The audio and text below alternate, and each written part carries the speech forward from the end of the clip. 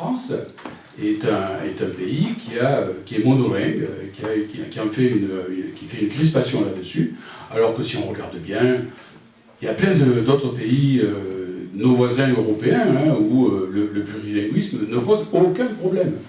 Et puis, alors on nous oppose de suite la question de l'indépendantisme, mais ça n'a rien à voir.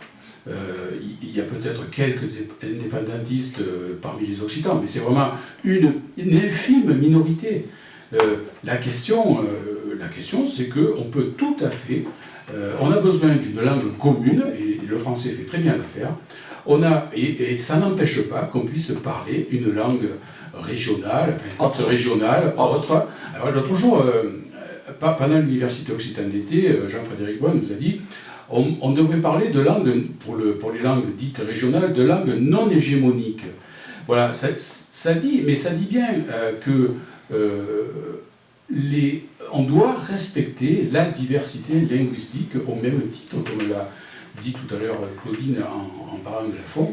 On doit respecter la diversité des cultures, la diversité linguistique au même titre que la diversité biologique. Robert Laffont, il est surtout connu pour son engagement militant. Il a été à la création de l'Institut d'études occitanes, donc à la Libération, en 1945. Voilà. Et il a été un des premiers à décider qu'on pouvait écrire en occitan sans nécessairement parler du passé.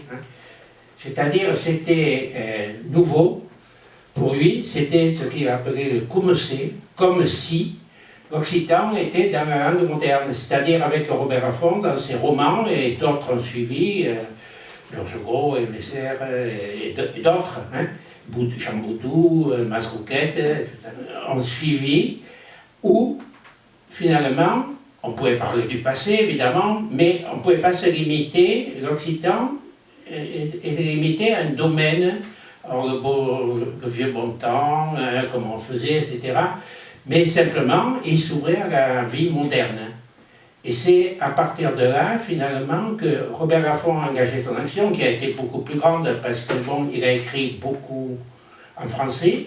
En français, il écrivait surtout des ouvrages politiques.